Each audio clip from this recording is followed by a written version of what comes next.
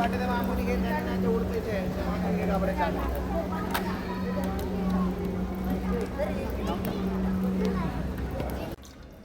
नमस्कार, गंगा यूट्यूब चॅनलमध्ये आपले सहर्ष स्वागत आहे. तर चला, आज आहे होळी. तुम्हा सर्वांना होळीच्या खूप साऱ्या शुभेच्छा. तर चला, माझा चाललेला आहे पुरणपोळीचा स्वयंपाक. तर मी एक ग्लास डाळ घेतलेली आहे, स्वच्छ धुवून आता कुकरला शिजायला टाकणार आहे. आणि ही डाळ घरची आहे, तर जात्यावरतीच केलेली आहे. तर बघा, एक ग्लास डाळ टाकली, पाणी जरा जास्त टाकलं, आपल्याला आमटीला लागतं. हळद, थोडीशी मीठ टाकलं आणि तेल. तर इकडं मी मसाल्याचं सगळं साहित्य भाजून घेतलेलं होतं. खोबरं, लसूण, आलं, कोथिंबीर, 2 हिरव्या मिरच्या मिक्सरमधून काढलेल्या आहे. आणि इकडं मी बेसन पीठ भिजायला घातलेलं आहे. त्यात टाकलेलं आहे थोडासा ओवा, हळद, चवीपुरतं मीठ आणि लाल तिखट टाकलेलं आहे. तर आता भज्याचं पीठ काढून ठेवायचं. इकडं 2 कांदे, 3 बटाटे, हिरव्या मिरच्या आणि कोथिंबीर घेतलेली आहे. हे सगळं साहित्य मी चिरून घेतलेलं आहे. आणि मस्त आता एकदम घट्ट पीठ मळून ठेवणार आहे. आपल्याला अर्ध्या तासाने करायचं आहे ते नंतर, त्यामुळे आतापासून पीठ पातळ होतं. तर आता इकडं मी पोळ्याचं पीठ तोपर्यंत मळून ठेवत आहे. 1 तासामध्ये आपला पूर्ण पुरणपोळीचा स्वयंपाक होणार आहे. त्यासाठी व्हिडिओ पूर्णपणे पहा. जर व्हिडिओ आवडला तर तुमच्या मित्रमैत्रिणींशी व्हिडिओ शेअर करा. सोबतच मित्रमैत्रिणींशी शेअर करा, बेल आयकॉनवरती क्लिक करा.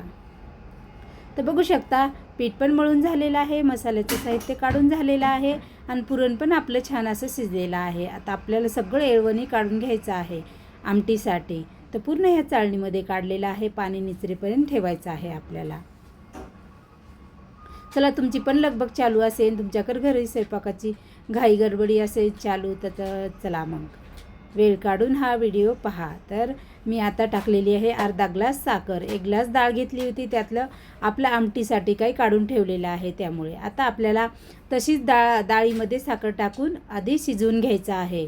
तर बघू शकता, असं पहिल्यांदा किती पातळ होतं, जसं आपण हलवत चाललो तसं पुरण घट्ट होत चाललेलं आहे. तर आता छान घट्ट झालेलं आहे.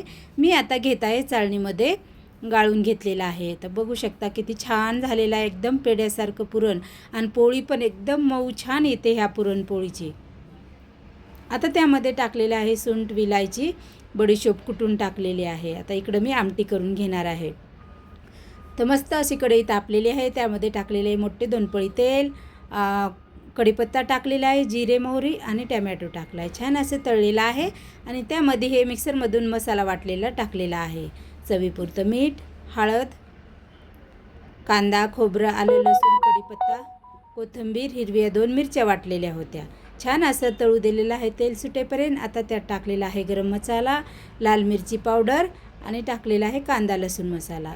छान असं परत त्याला तेल सुटेपर्यंत आपल्याला तळून घ्यायचं आहे. आणि नंतर टाकायचे आहे आपलं येळवणी काढलेलं. बघू शकता, इतकी मस्त अशी कटाची आमटी आपली तयार आहे. झटपट 1 तासामध्ये आपला पुरणपोळीचा स्वयंपाक होणार आहे. तर बघू शकता, आमटी पण करून झालेली आहे. मी आता गौऱ्या आणायला चाललेली आहे. खाली होळी पण तयार झालेली आहे. आता सगळं झालेलं आहे. आता आपला बघू शकता, पीठ पण एकदम मऊ पेढ्यासारखं झालेलं आहे, मस्त भिजलेलं आहे. पोळी पण एकदम टम्म फुगून होणार आहे. तर मी आता करत आहे पुरणपोळ्या, नैवेद्य करायचा आहे. खाली 6 वाजता होळी पेटवणार आहेत.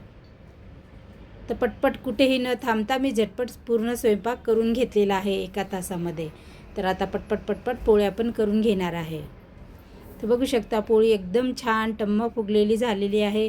आणि पीठ जास्त वेळ भिजलं होतं, त्यामुळे छान अशी पोळी पण आपली होणार आहे.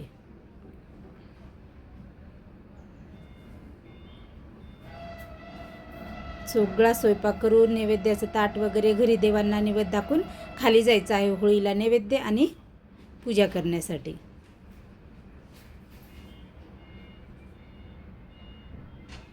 चला मग कमेंटमध्ये सांगा माझा पुरणपोळीचा स्वयंपाक कसा झाला आहे. तुम्ही पण कशी होळी साजरी केली, कसे असतात तुमच्याकडे पण सण, नक्की कमेंट करून सांगा. आणि व्हिडिओ पूर्णपणे पहा. आवडला तर 1 लाईक जरूर करा. तर बघू शकता, किती मस्त अशी टम्म पोळी आपली फुगलेली आहे, एकदम मऊसूद. पुरण आपलं छान शिजलं, छान घट्ट, साखर वगैरे व्यवस्थित मोजून टाकली ना, आपलं पुरणपोळी पण व्यवस्थित होते, अजिबात फुटत वगैरे नाही.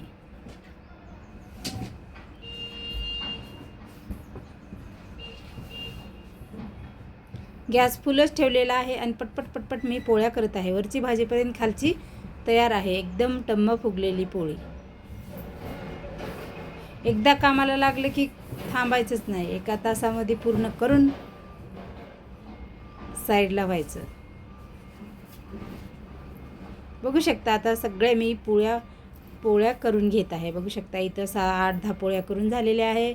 नैवेद्य पण केला आहे. सगळं साहित्य झाले. आता शेवटी आपल्याला गरमागरम भजी बनवायचे आहेत. तर आता थोडासा टाकलेला आहे खायचा सोडा आणि आता आपल्याला पीठ पातळ करायचं आहे.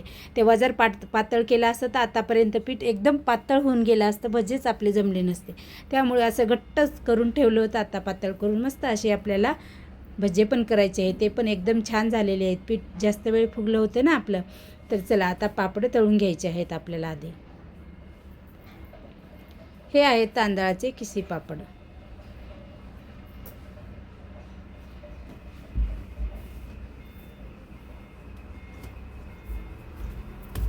बघू शकता किती फुगत आहे. कढईत पण बसत नाही एवढा मोठा पापड होत आहे. सगळे पापड तळून झालेले आहे. आता टाकत आहे भजे.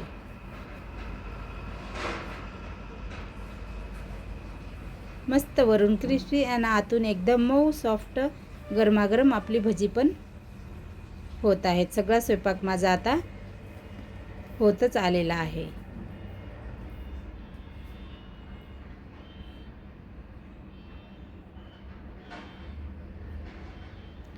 आणि खरा सणाला म्हणलं तर पुरणपोळीचा स्वयंपाक केला तरच सण केल्यासारखा वाटतो. त्यामुळे आपल्या महाराष्ट्रीयन सणाला प्रत्येक सणाला आपण पुरणपोळीचाच स्वयंपाक करतो आणि तोच देवांना दाखवला जातो. पुरणपोळीचाच नैवेद्य.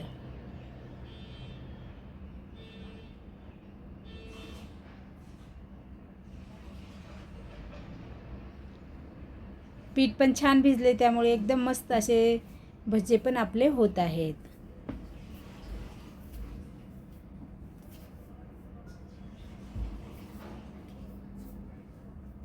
बघू शकता मस्त असा माझा सगळा स्वयंपाक झालेला आहे. गरमागरम भजे, पापड, आमटी, भात आणि पोळी. इकडे नैवेद्याचं ताट मांडून घेतलेलं आहे.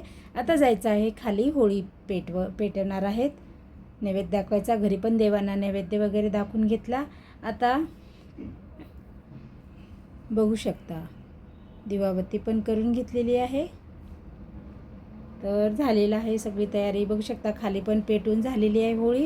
तर मी आता घेऊन आलेली आहे नैवेद्य. पूजा वगैरे करायची आणि दुरूनच करावं लागते. खूप ती धूप लागते गरम गरम. त्यामुळे आम्ही दुरूनच केलेली आहे पूजा वगैरे. होळीमध्ये एक नारळ टाकलेला आहे. तर बघू शकता गरमागरम आपला महाराष्ट्रीयन पुरणपोळी तयार झालेला आहे ताट.